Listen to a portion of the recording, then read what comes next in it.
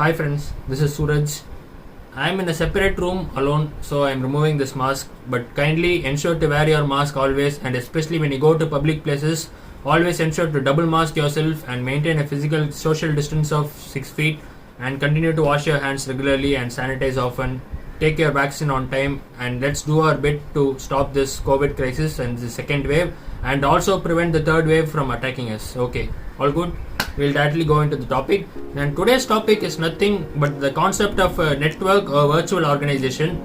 We all know the global giant Nike, which is a leading manufacturer in apparels, be it sports apparels or shoes or footwear. Or we all know that Nike, how big a brand that is. But in 2016, Nike made a very decisive step, and they stopped manufacturing of their own products and production of their products. And from then, they were called as virtual organizations or network organizations. So let's look at what these virtual or network organizations are. But before that, let me explain some important concepts so that it will be easier for you to understand what is a virtual organization. If you look at a conventional product when it enters the market, for the product to sell well in the market, there are two possible ways in which the sales can be boosted. One is cost advantage. Cost advantage is nothing but the cost of the product should be very low compared to its competitor products, so that people obviously prefer this product in the place of the other competitor products. And the next way is value advantage. Value advantage is nothing but there should be something which sets this product apart from the other competitor products, so that people obviously prefer this product to be bought. As the popular saying goes, it is not the product which is sold to the consumer, but the value along with the product which is actually sold to the consumer. So keeping this in mind, to enhance the value advantage, there are some steps to be done, and the most important step to be done is that supply chain of the organization should be enhanced. Well, supply chain, I guess most of you are sure about what is supply chain, but let me explain to you if any of you are not sure about the concept. Supply chain is nothing but the first step, right from when the product is a raw material till the step the product is transformed to something which is useful to, which is sold to the end consumer. The processes, all the processes involved in this total process is known as supply chain. Now, managing all the supply chain processes is called as supply chain management.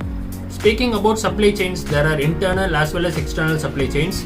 Internal supply chains are the one within the organization, and external supply chains are the ones outside the organization. Say for instance, if you take a clothes store, maybe a big giant like Max or Trends. So in that clothes store, if you look, they will have some products of their own brand like Max or Trends or whatever it is.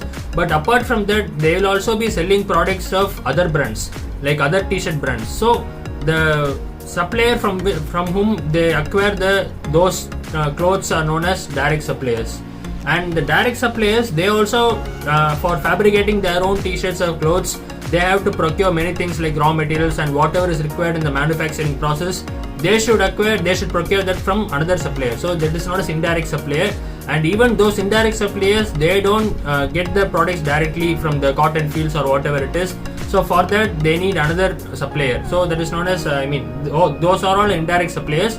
But these network of suppliers together, and the processes and the supply chain inside the organization until the point where the product reaches the end consumer, all these together are referred as supply chains, regardless of whether it is an internal supply chain or external supply chain. And managing all these processes together so that it is optimized to get the best results for the organization is known as supply chain management. Clear? Okay.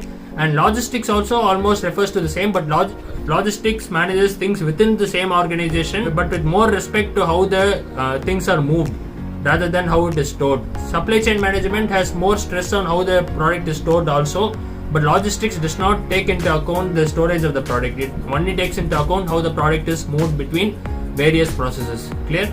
So many popular organizations, what they do is they outsource many of the departments, be it the procurement department, be it the customer support department, or be it the marketing department. Whatever it is, they outsource or offshore these departments, and these are being taken care of other organizations outside. But what Nike did in 2016 was something out of the box and something very unconventional, and actually it has fetched them very good results, and now they are reaping the benefits of that, we should say. And that important step was that they even decided to outsource the manufacturing process itself. and including the manufacturing process, which includes the production of the actual goods. So once that was done, what they had the freedom of analyzing the market trends, like in a particular location a particular thing may be famous. For instance, in India people prefer a particular type of footwear, whereas if you see in some other country, maybe in the UK, they prefer some other kind of footwear. So all these minute differences and understanding the pulse of the consumer, all these things which other companies would regard as the secondary important thing, they had the time to do that. The only reason being that their manufacturing process was outsourced, and while other companies were keeping the manufacturing process as their core process, Nike thought out of the box, and in an unconventional way they outsourced the entire manufacturing and production process also.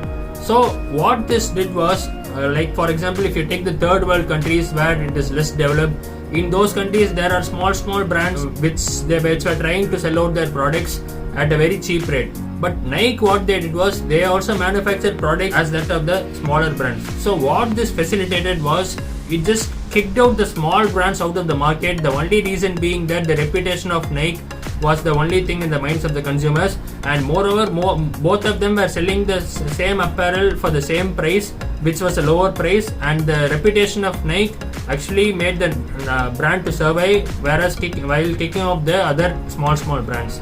So this was one of the biggest steps in the entire journey of Nike, right from their inception, whenever they were founded.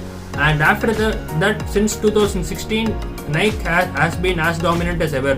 And after this decisive step was taken by Nike, they have continued to dominate the market, and they have remained one of the biggest giants in their respective in that field, whatever they are manufacturing.